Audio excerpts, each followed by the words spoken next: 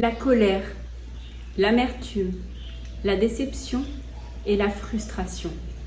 Ces 4 émotions sont à la tête de tout le reste.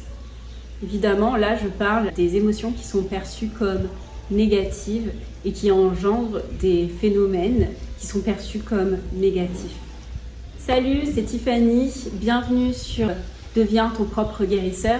Je t'invite à me mettre un like, à souscrire parce que ça permet d'augmenter la visibilité et de permettre à un maximum de gens de prendre en main leur propre processus d'auto-guérison.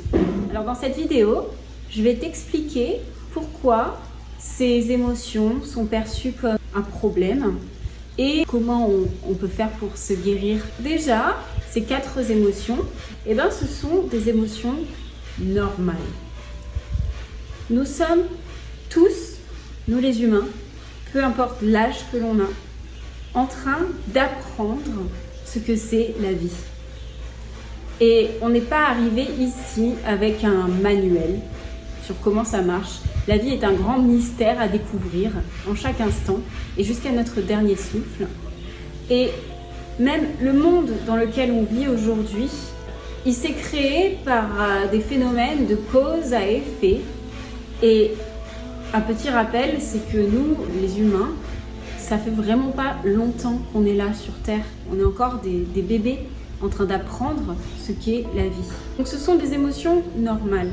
Ce qu'il se passe, c'est que lorsque l'on ne veut pas ressentir cette émotion et qu'on y met de la résistance, de la lutte, on la rejette.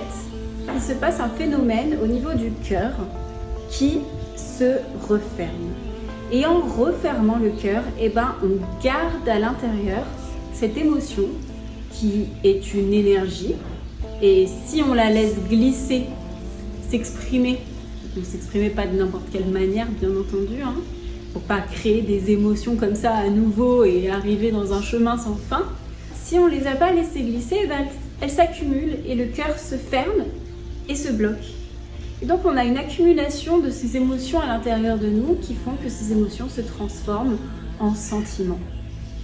Et alors ce phénomène de résister, je rappelle ce dicton qui dit « ce à quoi nous résistons persiste », au bout d'un moment ça devient une habitude, un réflexe même inconscient, qui fait qu'à chaque fois qu'on éprouve de la colère, de la déception, de l'amertume ou de la frustration, on bloque, on ferme. On rentre dans de la chronicité de ces émotions qui sont là encore et encore parce qu'on en a tout plein. Et la loi de la résonance fait que si on est plein de quelque chose, on va attirer cette chose à nous. Ce qui se passe dans notre monde intérieur crée en fait notre monde extérieur. Donc on va continuer à s'attirer des événements, des personnes, des situations qui vont amplifier et amplifier et amplifier. Quand on accumule tout ça à l'intérieur de nous, ça met notre système hormonal, notamment les glandes surrénales, qui activent notre système sympathique et qui fait qu'on est en surproduction et ça rend notre organisme acide. Et en fait, ça a les mêmes effets que de la mauvaise nutrition. Et donc, ça met notre corps propice à développer des maladies dévastatrices. Moi, j'ai fonctionné, et ça m'arrive encore, bien entendu, puisque je suis aussi en train d'apprendre, mais j'ai fonctionné par le passé à 95% de cette manière-là. J'accumulais de la souffrance parce que le négatif, ce qui est perçu comme négatif arrive et cette résistance, c'est celle-là qui engendre de la souffrance. J'accumulais cette souffrance à l'intérieur de moi et ce que je faisais pour ne pas la ressentir, j'utilisais des endormisseurs, un peu comme ce que j'explique dans ma vidéo avec le Doliprane et la migraine. Je t'invite à regarder cette vidéo pour illustrer à nouveau ce qui se passe dans notre corps. Ces endormisseurs, c'était l'alcool, les pétards, le sexe où je me respectais pas, les drogues récréatives, la malbouffe, manger. Vu que j'endormissais tout, et ben j'arrivais à avoir cette façade. Et en fait, j'étais tout le temps super heureuse. Puis aussi les potes, c'était un échappatoire, voir tout plein de potes, pas des amis, des potes qui ne me connaissaient pas en profondeur, donc à qui je pouvais faire croire ce que je voulais. Donc en fait, je me mentais à moi-même et je mentais au reste du monde en disant que j'étais super forte, super heureuse, alors qu'à l'intérieur, ça criait, ça hurlait et ça n'allait pas.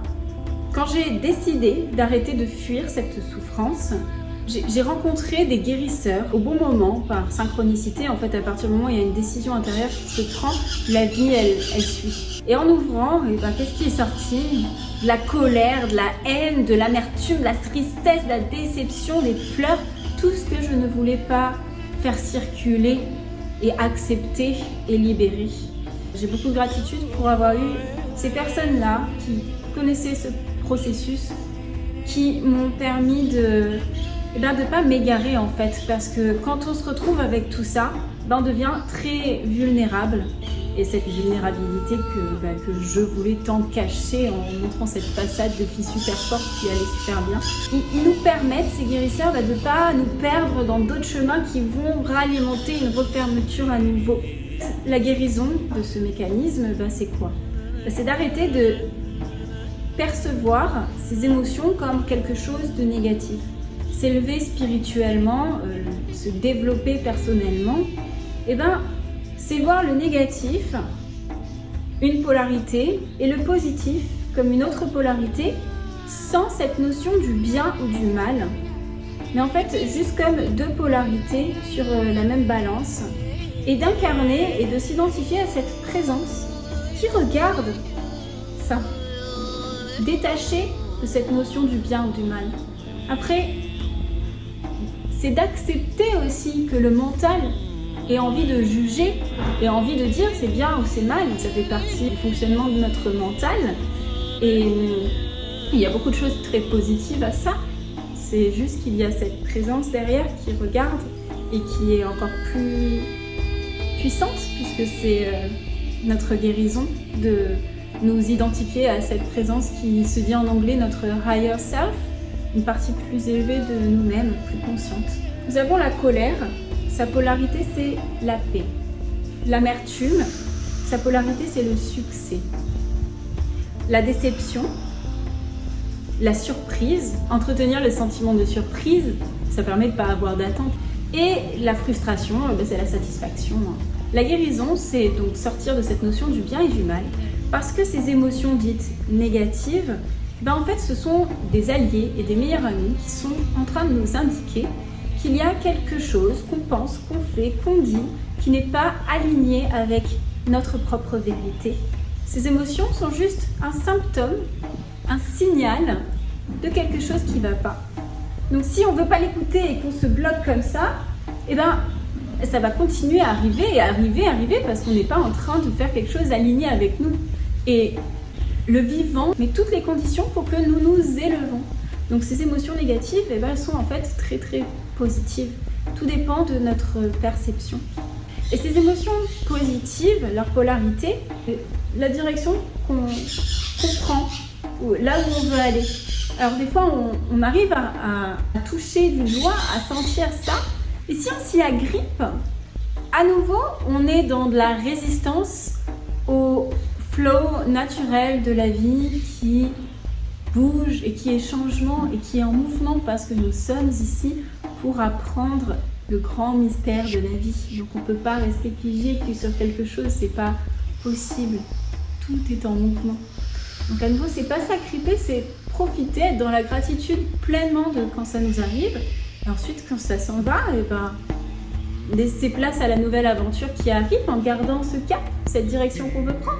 Et si l'émotion négative arrive, ça veut dire que boum, on a dérivé de notre cap et c'est un indicateur pour reprendre notre cap. Tout ce que je dis, c'est facile à dire, mais sur le moment, c'est clair que c'est pas forcément facile à faire. Surtout quand on est là-dedans, je veux dire, moi, ma petite voix qui était en train de dire tout ça, on a envie de vite l'envoyer balader, quoi. Et la sagesse, ciao, bye, merde, quoi. Comment guérir? Dans un premier temps, c'est que si tu veux ouvrir ton cœur et aller voir ce qui se passe dedans et qu'est-ce qui est à l'origine de tout ça, il faut avoir des pensées qui fonctionnent et qui sont claires. Et ça se fait par une remise à l'équilibre du système physiologique et de retour à l'homéostasie pour que notre système neuronal, notre système nerveux fonctionne à nouveau, pour avoir les conditions propices à la libération du cœur. Sinon, ça va être très compliqué, on va s'embrouiller, on va se fatiguer parce que ça glisse pas, ça se connecte pas dans notre cerveau. Moi, c'est ça que j'enseigne dans le BIM et le BAM. Donc on est vraiment essentiellement focalisé sur le corps dans un premier temps. Et dans le BOOM, et bien là, on va aller voir ce qui s'appelle le système de croyance. Alors, ce qu'il faut différencier, c'est le système de croyance et les conditionnements. Parce que le système de croyance n'a rien à voir avec la tête. La croyance, ça vient du domaine du cœur. Et s'il y a eu une croyance qui s'est créée à un certain moment, et bien ça a engendré toutes sortes de programmations mentales, donc des conditionnements, qui ont été là pour de cause à effet. Donc ce qui se passe dans le BOOM, et ben, c'est qu'ensemble, on va aller observer quels sont ces conditionnements, ces schémas de pensée répétitifs qui reviennent, pour aller identifier quelle est la source, qui est en général dans l'enfance. Pour aller voir qu'est-ce qui s'est passé, qu'est-ce qui a été vécu comme un traumatisme qui a fait que le cœur s'est serré. Et ça a engendré tout plein de programmes mentaux et de bugs dans notre système qui font que ça maintient notre cœur en illusion de protection. Avoir le cœur ouvert et se montrer vulnérable, c'est la plus grande force qui existe.